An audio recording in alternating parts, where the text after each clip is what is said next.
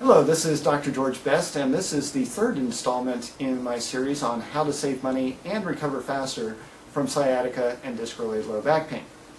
And in this installment, I'm going to be discussing the self-treatment methods that you can use to improve your condition as quickly as you can and reduce the amount of need for professional treatment and anything that you would have to spend a lot of money on. And the first thing that I want to discuss is in the second installment, I referenced this document here that was put out by the U.S. Department of Health and Human Services in 1994. And in the last installment, I mentioned that passive therapies, things that are done to you, were found to be ineffective. There was a big exception to that, and that was the use of ice and heat. And the use of ice and heat will depend whether you have more of an inflammatory condition, such as a disc herniation, you would want to use ice. If you're more in a degenerative type condition, then you would typically want to use heat to kind of get some more circulation back through the muscles and help ease a lot of the symptoms that way. But for either ice or heat, what they found in that study was that they are effective. However, what they recommended was that they are effective for home use, not for use in a doctor's office or a physical therapist's office as an overall part of their treatment. Why is this? Well, the thing is that frequency is the key, and I'm going to be coming back to that repeatedly in this particular video. Frequency is the key. If you're going to a doctor or physical therapist's office and they're putting ice on you or heat on you, whichever it may be, and you're only getting that treatment while you're in the doctor's office, so maybe once a day, maybe once every few days, maybe once a couple times a week, something like that, the effects of it are not as good as if you're using it more frequently on your own at home. So, what does this mean? Well, for the severe acute stage of a disc herniation, which is producing pain or back pain or sciatica, what I recommend people do is they apply an ice pack, and you want to make sure that you have at least a thin layer of cloth between the ice pack and your skin to prevent getting skin damage from the cold. But put the ice on for about 15 minutes at a time, and you can do this up to every hour. Now you want to make sure that the temperature of the skin is back to normal before you apply the ice. So a lot of experts will recommend every 2 hours, just to be on the extra safe side for situations, especially if somebody has diminished circulation, such as with diabetes or something like that. But in a healthy, otherwise healthy, somebody who's got sciatica is obviously not healthy, but in an otherwise healthy person, I say up to every hour to basically control the inflammation, reduce swelling, and reduce pain. So ice can be your best friend during the inflammatory stage. In those cases where there's a lot of degeneration, and because of degeneration there's been lack of movement and the muscles have become very stiff and tight, then heat, and again, same type of thing. You want to apply it for 15 minutes. With heat, I recommend being a little more cautious because you can trigger inflammation with heat, and for that reason I would say no more than every 2 hours on heat to help somebody who's got more of a degenerative type of situation. Now, as I said, frequency is the key on ice and heat. Frequency is also the key on exercises. And this is why I'm such a big proponent of home exercises, because again, if you're doing exercises in a physical therapist's office or a doctor's office, you may be getting exercises once every other day. Usually they're not going to see you every day. In most cases it's 3 days a week or something like that. And with a disc problem, especially in the stage where it's really fired up and you're getting a lot of pain and sciatica and that type of thing, you need to do some gentle exercises, but do them very, very frequently.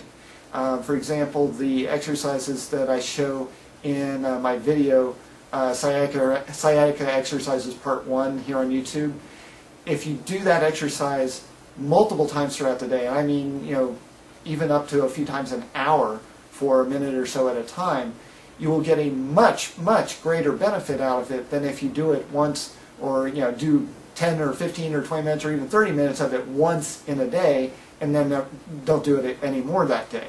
So frequency is the key. And the reason for that is because the disc is a pressurized system, and you're going to have to keep reinforcing what you're doing with it. What happens when the disc is bulging out is that you're going to have to retrain it to pull it back in.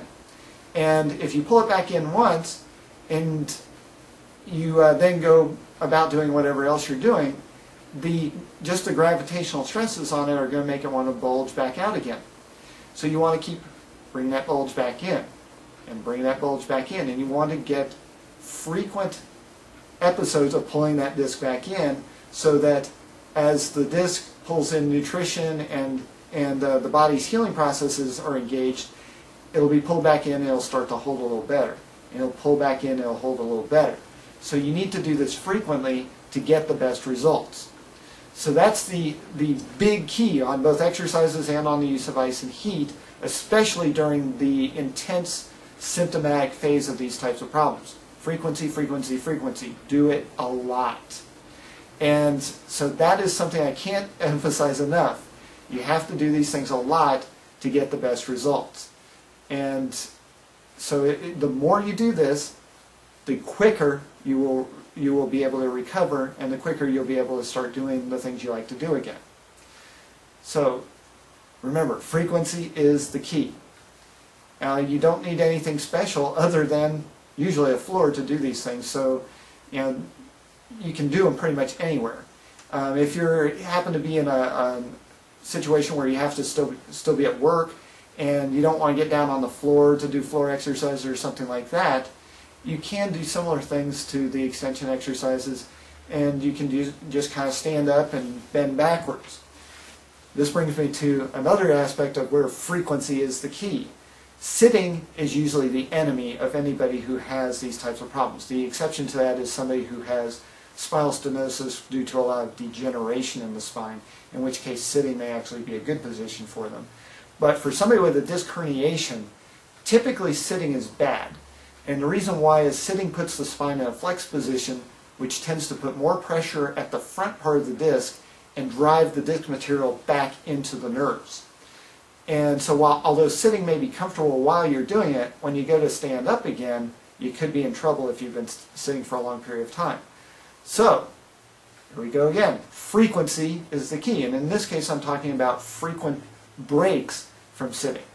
And I understand some people, you got to be working, you got to be making money. So what I recommend for people who are in that situation and they're having these problems is to stand up, do a brief amount of stretching, usually stretching backwards, putting your hands in the small of your back and bending backwards slightly. Do that for 30 seconds. It doesn't take a lot to help yourself out. Do that quick stretch break. If you can, walk around for maybe a minute or two. That helps quite a bit. And you do it frequently. You do it if you can, every 15 minutes is great.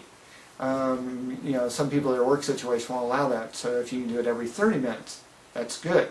You can do it every hour. Whatever you can do, the more frequently you do that, and you're still able to get your job done, of course, so you don't get fired, the better you're going to get, the faster you're going to get better. So, frequency is the key to any of these self-treatment techniques that are available here on YouTube, both my videos and other people's videos, as well as the information I have available on my websites. So, this is the end of part 3 of this video series.